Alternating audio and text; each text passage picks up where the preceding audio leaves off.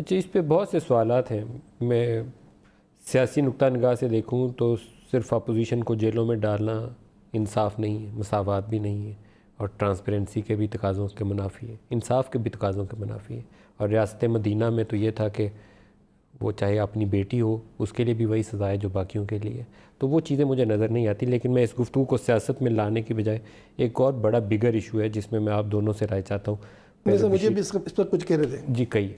دیکھیے، ریاست مدینہ کی جو بات خان صاحب کر رہے ہیں نا، وہ تو اصل میں اللہ تعالیٰ کی طرف سے ہم تو یہ کہیں گے کہ یہ ایک توفیق اللہ ہے. بڑے بڑے ماضی میں برے لوگ بھی گزرے لیکن اللہ نے ان سے بھی کام لیے ہیں. حجاج بن یوسف جو ہے وہ امت کا سب سے بڑے قاتلوں میں سے ایک شخص، قاتل قیامت کھڑا ہوگا، اتنا بڑا قاتل تھا وہ. لیکن اس سے اللہ تعالیٰ نے کوئی کام لیے، اس نے قرآن پاک کے زیر و زبر لغوان میں جو ہے تعاون کیا، اور آج آپ اور ہم قرآن پاک کو پڑھ رہے ہیں. یہ روایتوں سے پتہ چلتا ہے. دیکھیں، انہوں نے آغاز کر دیا ہے. میں 2-3 فورم پر یہ بات کر چکا ہوں. ایک تو یہ کہ ریاست مدینہ کا اصول ہے کہ ریاست مدینہ میں ریاست کا آدمی کوئی تحفہ نہیں لے سکتا. عمران خان نے تحفہ لوٹایا تو ہمارے صدر پاکستان نے بھی لوٹایا، ہمارے وفاقی وزیر امور خارجہ نے بھی لوٹایا. تو یہ حوصلہ افزائی کرنے کی جگہ ہے کہ یہ کام شروع ہو چکا ہے. جیسا کہ حضرت نے کہا کہ پاکستان جب بنا تھا تو اس وقت اس کی بنیاد جو تھی وہ ریاست مدینہ تھی. لوگوں نے جو لاکھوں جانیں دیں. اچھا، 90 سال استحصال برداشت کیا. 1857 کی جنگ آزادی کے بعد سے لے کر 1947 تک 90 سال تک مسلمانوں نے استحصال برداشت کیا. 3 نسلوں نے. کس کے لیے کیا؟ اسی لیے کیا تھا نا کہ پاکستان بنے گا، رسول اللہ صلی اللہ علیہ وسلم کے قوانین چلیں گے. تو اسی لالچ میں کیا تھا. تو یہ نہیں ہو سکتا کہ اللہ تعالیٰ کسی کی محنت کو رائگاں کرے. عمران خان نہیں، زید، بکر، عمر، خالد، کوئی نہیں کہا کہ اس کو ریاست مدینہ بنائے گا ضرور. یہ الگ بات ہے کہ ہماری سوچ یہ ہے کہ بھائی وہ مطلب یہ کہاں کا انصاف ہے کہ مطلب یہ نہیں کہ وہ اپوزیشن کو جیلوں میں ڈال رہے ہیں. ایسا شاید ہے بھی اور ایسا نہیں بھی ہے نا. اگر کوئی پی ٹی آئی کا آدمی یا کسی اور آدمی اگر جرم کرتا ہے تو میرے خیال ہے اس کو چھوڑ دو نہیں جاتا ہے. ایسا ہے کہ چھوڑا جاتا ہے. کیا انصاف کا نظام آپ کو پاکستان میں نظر آ رہا ہے؟ اس پر بھی آ کے بات کروں گا جب آپ بچوں کی بات کرو تو میں ابھی اسی کی طرف آؤں گا. ہاں، پھر بات کرتے کیونکہ انصاف کا پہلے انصاف کے نظام پہ آپ بتا دیں، کیا وہ نظام موجود ہے انصاف کا جس میں یہ تفریق نہ ہو کہ یہ بشیر فاروقی صاحب ہیں، یہ قادری صاحب ہیں اور یہ ندیم ہے، جس پہ جو قانون لاگو ہوتا ہے اس کا اطلاق ہو؟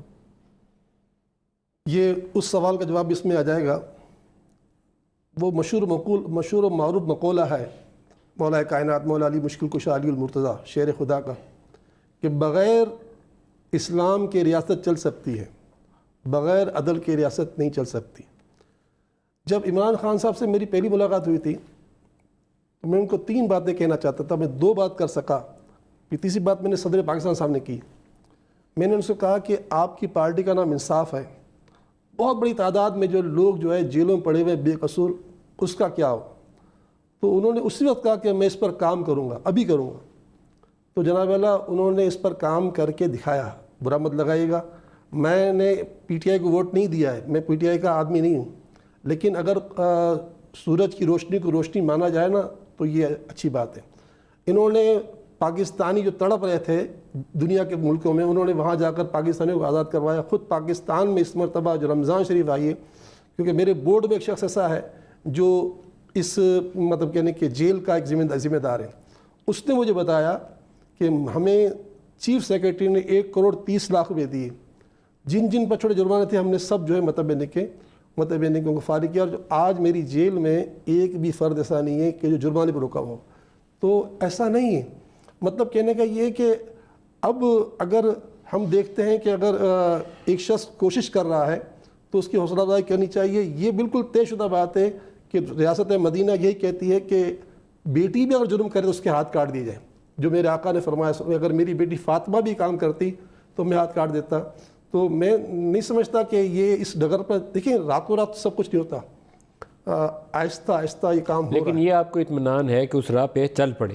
یہ اطمینان ہے؟ 100% اطمینان ہے.